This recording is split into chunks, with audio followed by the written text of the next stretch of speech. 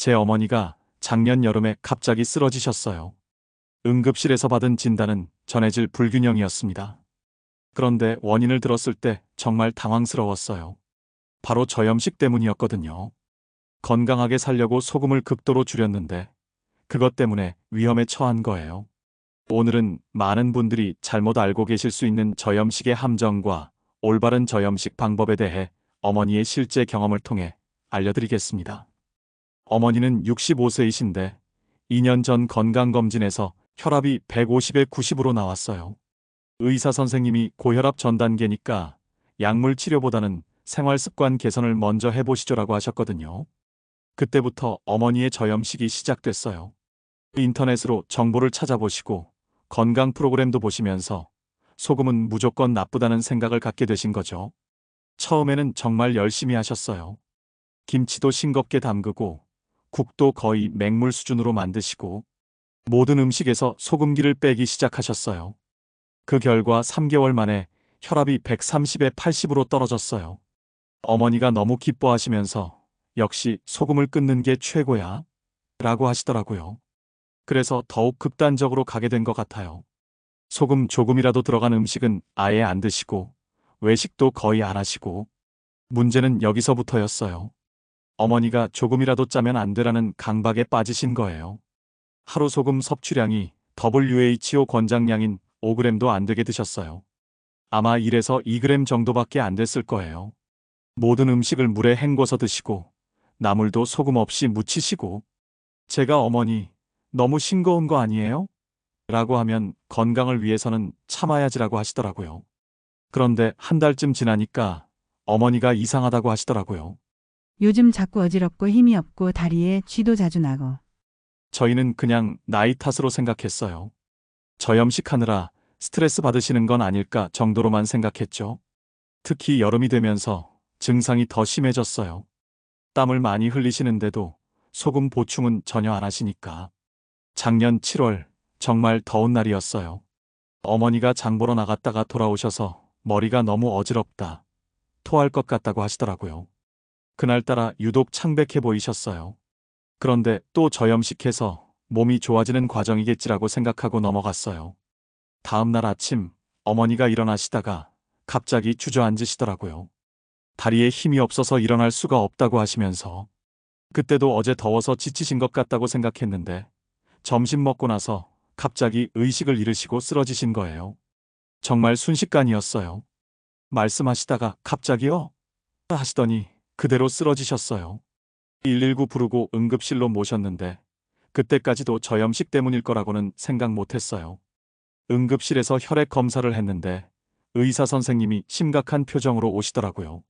어머님 나트륨 수치가 120mm몰/L예요. 정상이 135에서 145인데 많이 낮습니다. 저나트륨 혈증이에요. 그때 처음 들어본 용어였어요. 의사 선생님이 설명해 주시길 혈중 나트륨 농도가 너무 낮아서 생긴 전해질 불균형이라고 하시더라고요. 평소에 소금을 많이 안 드시나요? 라고 물으시길래 어머니 저염식에 대해 설명했어요. 그랬더니 의사 선생님이야 하시면서 고개를 끄덕이시더라고요. 어머님, 소금을 너무 제한하시면 이렇게 위험할 수 있어요. 특히 여름에 땀을 많이 흘리면 더욱 그렇고요. 그 말을 듣는 순간 정말 충격이었어요. 건강해지려고 한 일이 오히려 어머니를 위험에 빠뜨린 거였어요. 의사 선생님이 자세히 설명해 주셨어요. 저나트륨 혈증의 증상들이 딱 어머니가 호소하던 것들이었어요.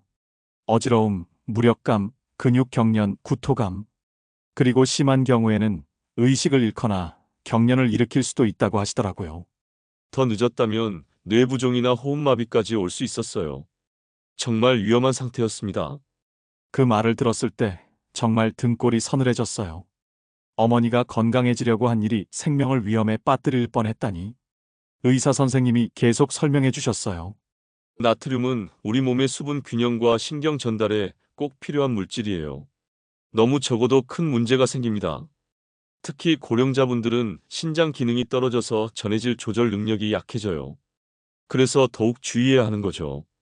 응급실에서 링거로 나트륨을 보충받고 나서야 어머니가 의식을 찾으셨어요. 퇴원 전에 영양사 선생님과 상담을 받았어요. 그때 정말 많은 걸 배웠거든요. 저염식이 나쁜 게 아니에요. 하지만 무조건 소금을 끊는 것은 위험해요. 적정량은 섭취해야 합니다. 영양사 선생님이 알려주신 올바른 저염식 방법이 있었어요. 첫 번째, 하루 나트륨 섭취량을 WHO 권장량인 2000mg 정도는 유지하기. 0g이 목표가 아니라는 거였어요. 두 번째, 여름철에는 땀으로 나트륨이 빠져나가니까 조금 더 섭취해도 된다는 것. 특히 운동 후나 땀을 많이 흘린 후에는 보충이 필요하다고.